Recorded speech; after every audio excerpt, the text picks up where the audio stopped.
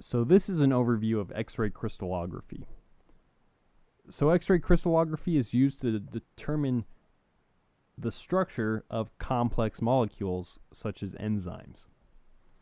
And we're going to break this down into two parts, the X-ray part and then the crystal part. And hence you'll see where it gets its name and then how it works. So let's start off with the X-ray part. The length of a carbon-carbon bond is 1.54 angstroms. Now this is actually 1.54 times 10 to the minus 10 meters. So really small. And because it's so small, we have to use special light in order to measure it.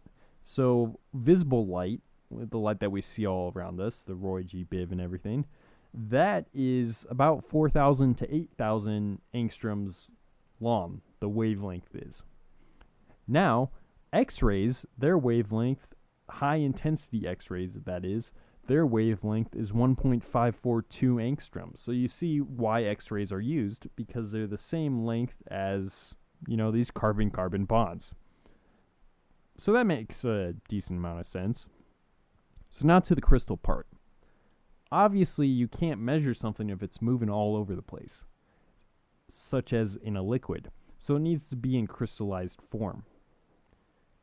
And a crystal is basically something that has a repeating pattern of two or more molecules. So the basic example is table salt, sodium chloride.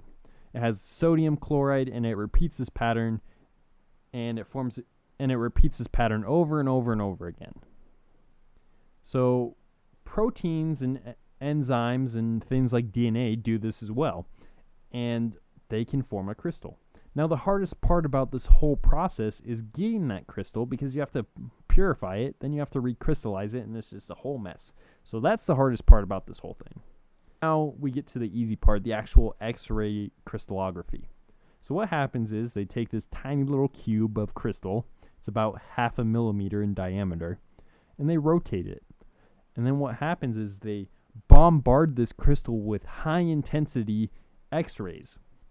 And what happens is when these X-rays come in and they hit a electron dense region like a molecule of carbon, they bounce off. And so these various X-rays come in, bounce off everything, and hit a detector. And this creates something called a X-ray diffraction. If you saw this, you probably couldn't really make any heads or tails of it. And I mean, it kind of looks like a cool art piece, but that's about it. So what happens is this gets fed into a computer, and the computer chucks out what the 3D structure is of your molecule.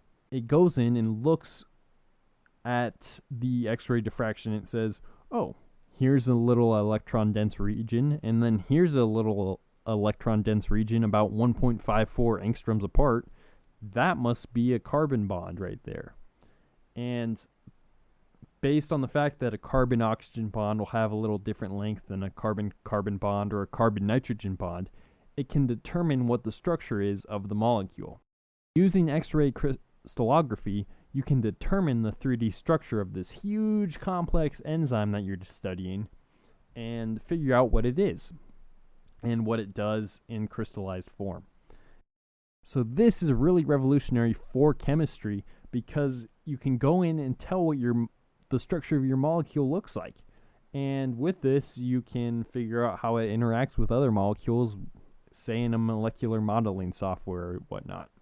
So there is a huge protein data bank called the RCSB Protein Data Bank. I'll put a link down in the description.